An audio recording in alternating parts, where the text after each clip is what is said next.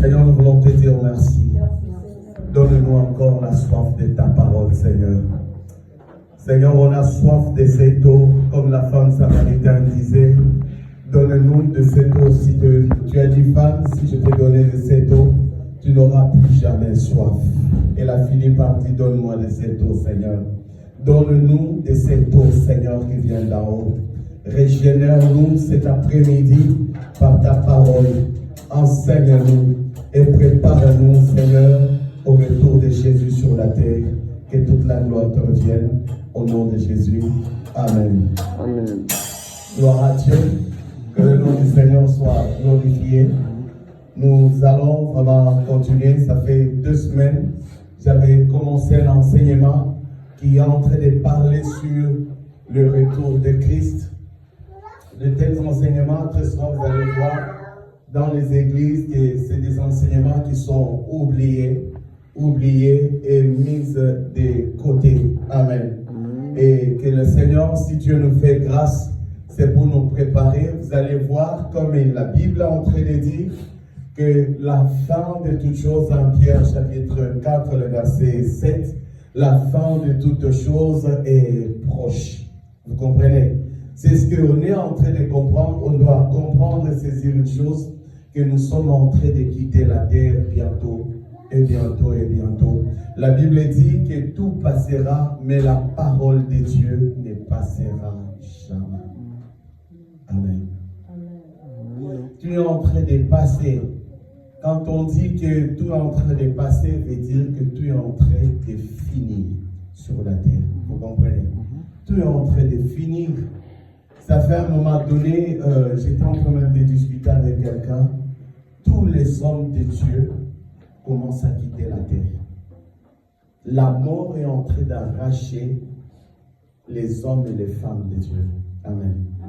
Je ne sais pas si c'est là en train, vous êtes en train de voir toutes ces choses de près. Et vraiment, nous sommes arrivés à la fin de toutes choses. Et vous allez voir que tous les signes que la Bible est en train de parler sont déjà là. L'Antéchrist est déjà là. Vous allez voir que le monde actuel, on ne peut plus le vivre, il est invivable. Hein? Il est invivable. C'est que, en tout cas, si nous étions fiers, moi le premier, qu'on ne soit plus fiers, qu'on arrête notre fierté. Parce que le monde, tout est en train de passer. Tout est en train de tourner en vinaigrette. Nous sommes en train de vivre que de plus en plus, ce n'est pas que le bien qui est en train d'arriver sur la terre, mais c'est le mal qui est en train de... Les choses, au fait, sont en train de s'empirer, excusez-moi pour ce terme, empire sur empire. Vous comprenez un peu? On ne sait pas réellement à quelle étape nous sommes, mais la Bible est en train de qualifier, Jacques est en train de dire que la parole de Dieu, c'est un miroir en train de nous montrer toute l'étape. Et que c'est le temps aussi que chacun doit s'examiner. Parce que si Jésus apparaissait là que nous sommes, qui va partir et qui va nous rester? Le monde va déjà très mal. Amen. Amen. Mais je ne vais pas tarder, on va entrer tout doucement. Ce matin, c'est vraiment, j'étais en train de prier que le Seigneur me mette quelque chose dans mon cœur. Mais le Seigneur a commencé à déposer quelque chose depuis le matin, quelque chose. Allons-y dans Jean chapitre 3, le verset 1 jusqu'au verset 5e. Allons-y ce matin. Nous allons faire une lecture, comprendre encore une autre dimension ce matin. Vous avez vos Bibles? Jean chapitre 3. Jean chapitre 3. Est-ce que vous êtes là? Oui. Donc, notre thème principal, vraiment en tout cas, c'est vraiment la fin du monde ou le retour de Christ. Je ne sais pas, vous avez saisi, frère Ophir, la fin du temps ou le retour de Christ. Soit l'un, soit l'autre. Mais essayons de parler quand même quelque chose ce matin qui va nous aider quand même à nous introduire par la grâce de Dieu. Dans Jean chapitre 3, les versets 1er. Mais il y eut un homme d'entre les pharisiens nommé Nicodème. Écoutez, un chef des Juifs. Oh mon Dieu. Il était chef des Juifs. Suivez la lecture. Qui va, lui, auprès de Jésus, de nuit, et lui dit, Rabouni, Rabbi, ou bien maître, nous savons que tu es un docteur venu de Dieu. Car personne ne peut faire ces miracles que tu fais si Dieu n'est pas avec lui. Jésus lui répondit, en vérité, je te l'ai dit. Si un homme est né de nouveau, il ne peut voir le royaume de Dieu. Amen. En vérité, si un homme est né de nouveau, quand on parle de la nouvelle naissance, c'est qu'on est en train de faire allusion au salut. Amen ou pas amen? Amen. Vous êtes déjà là, c'est que nous sommes à l'église. Amen. Amen. Ne regardons pas ceux qui sont au lit parce qu'ils ne sont pas là, non. Dieu nous a sélectionnés pour être là. En vérité, si un homme est né de nouveau, il ne peut pas hériter le royaume des cieux. Est-ce que c'est mon commentaire ou c'est ce que la Bible dit? C'est ce que la Bible dit. Il ne peut voir le royaume des cieux. Qu'est-ce que tu es venu chercher dans l'église? C'est le royaume. C'est la vie éternelle qu'on est en train de chercher. Vrai ou faux? On est tous en train de chercher comment hériter la vie éternelle. Qu'est-ce que tu es venu faire à cette église? Qu'est-ce que tu es venu faire? Ou qu'est-ce que je suis venu faire? C'est la vie éternelle. Voyez la réponse de Jésus à Nicodème. Si tu ne nais pas, si tu n'as pas le salut, tu peux chercher le miracle. Tu peux chercher le prodige sur la terre. La Bible dit Dieu fait grâce à qui il veut. Regardez par exemple Lazare. Jésus l'avait ressuscité. Qu'est-ce que Lazare? Vous l'avez entendu même faire une cellule de prière. Rien du tout. Vous voyez un peu? Laisse-moi vous dire, qu'on ne se réjouissait pas d'un miracle, qu'on ne se réjouissait pas d'un privilège. Nicodème était chef des Juifs, il était docteur de la loi, il était pasteur d'une église, mais il avait du mal à comprendre que pour hériter le royaume des cieux, il faut le royaume, il faut accepter Jésus comme ça. Amen. Parce que si tu n'as pas le salut, mon frère et ma soeur, mais c'est fini. Tu fais quoi dans l'église? As-tu déjà reçu Jésus comme le Seigneur? Ou pose-nous, c'est simple. Es-tu sauvé tel que tu es là? Es-tu sauvé ou pas? Ou c'est du mascarade? Les églises aujourd'hui sont remplies de nos sauvés. Tu peux chanter, tu peux prophétiser, tu peux prêcher. Mais si un homme est né de nouveau, ne peut jamais entrer dans le royaume des cieux. C'est Jésus qui l'a dit. Pose-toi la question. Quel est l'état de ton âme à cet instant? Est-ce qu'il est sauvé ou pas? Il est écrit dans Marc chapitre 16, verset 16, que celui qui croira, se fera baptiser, sera sauvé.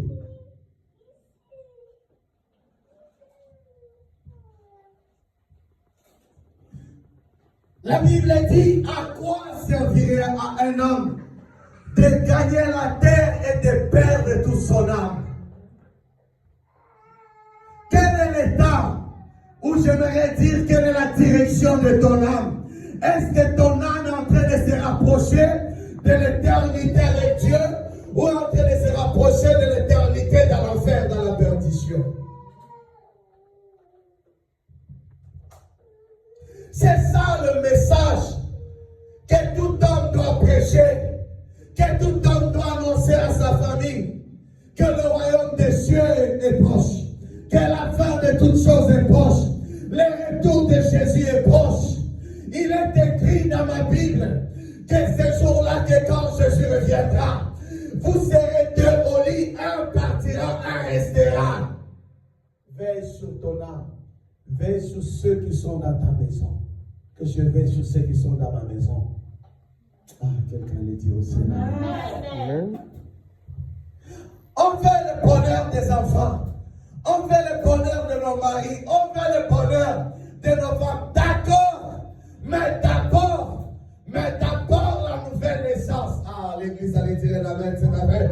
D'abord le salut. Que si tu rates d'entrer dans l'arche de l'éternel, si tu rates quel que soit le succès, tu passes à côté toute l'éternité. Si tu n'es pas sauvé, la guérison, Dieu peut te l'accorder. Mais si cette guérison ne t'amène pas dans la vie éternelle, c'est que tu es à côté. L'argent, tu l'auras. Mais si cet argent ne t'amène pas au ciel, c'est que tu es foutu. Mais d'abord le salut. Cherchez premièrement le royaume des cieux. Le reste vous sera donné. Cherchez d'abord le salut. Cherchez d'abord ce qui est d'en haut. Cherchez d'abord Jésus. Qu'il soit le maître de ta vie.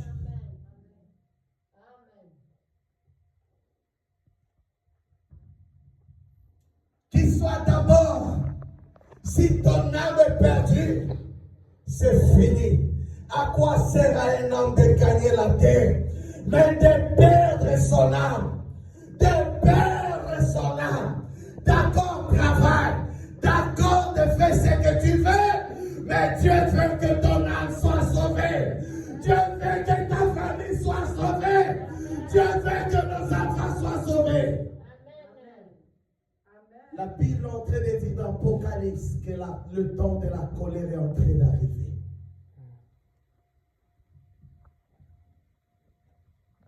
Si ton âme n'est pas sauvée, arrête ce que tu es en train de faire. C'est du mascarade.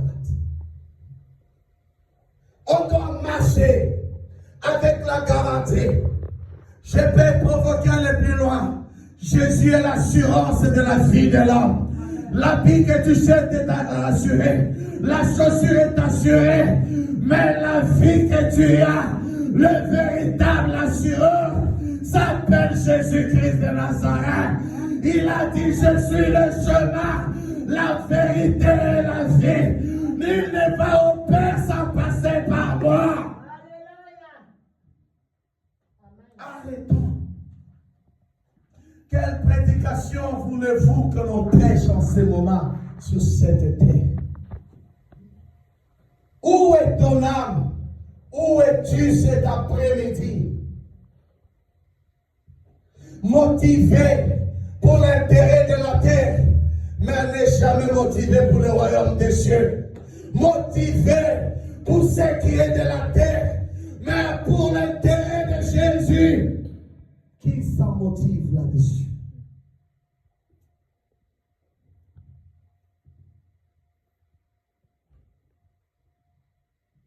Il a dit que celui qui m'aura renié devant le sol, moi aussi je le réunirai devant mon Père. N'est-ce pas qu'il est écrit qu'il est le médiateur entre les hommes et Dieu? N'est-ce pas qu'il est écrit que c'est lui qui jugera les vivants et les morts? Pose-toi la question. Où est ton âme? Dans toute entreprise, regardez comment on écarte Dieu. Regardez comment on écarte Dieu. Sur la terre, dans nos entreprises, dans nos projets, dans nos l'humanité là, mais il n'y a point de salut en aucun autre âme. C'est Jésus qui a le salut. Quand la maladie vient, Jésus s'appelle Yahvé Rapha. Quand le blocage vient, c'est Jésus qui peut te délivrer. Mais on l'écarte toujours dans toutes choses.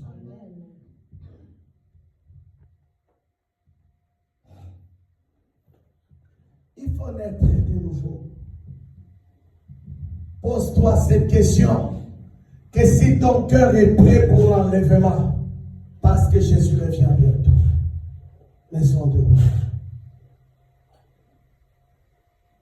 Le Seigneur revient. Au temps de Noé, les gens se mariaient. Au temps de Noé, les gens buvaient. Mais il a été annoncé. Le déluge devait venir. Et il était venu.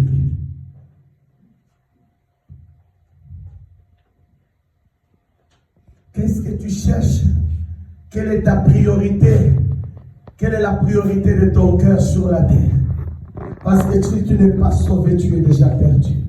La Bible est en train de déclarer, rachetons le temps. Les jours sont comment? Mauvais. Regardez comment les hommes de Dieu, les femmes de Dieu ont commencé à quitter la terre. Précipitamment. La Bible dit, si les justes se sauvent, précipitamment, avec violence, mais quel serait le sort de l'impie?